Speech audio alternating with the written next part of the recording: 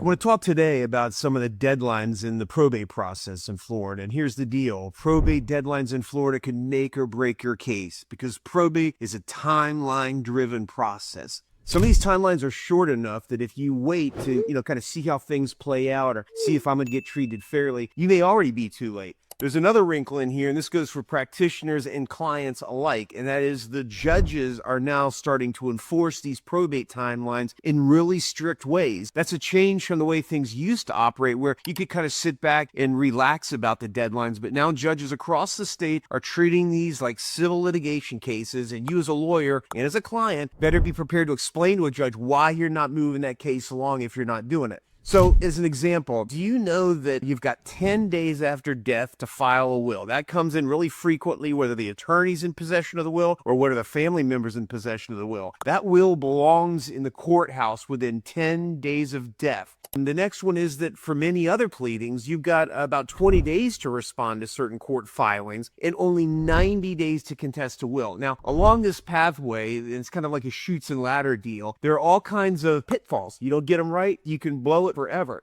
Challenges to accounting also have their own countdown clock you got to pay real quick attention to. And again, this goes for both sides, for both the person filing and for beneficiaries and other people that might try to make a claim against it. The other thing is things like creditor claims, real tight timelines for creditor claims, and then importantly for the probate practitioner, real tight timelines to actually contest those claims. The key to understanding the process is that if you miss these deadlines, these are harsh, they're unforgiving, and there's nothing you can do about them. There's all kinds of case law out there which says that extensions and forgiveness for below these kind of things don't really exist. So in probate, the law prioritizes finality over flexibility. They want to push these things through, get them done as quickly as possible, and that's why it's critical to track deadlines from the very start of your case. As soon as you receive notice, it's time to start thinking about what timelines are and what the procedures are. And obviously, this is not for the faint of heart because these deadlines are so strict. So whether you have a claim, whether you're part of an estate because of a decedent or a loved one, it's better to get advice immediately than risk out losing the chance forever.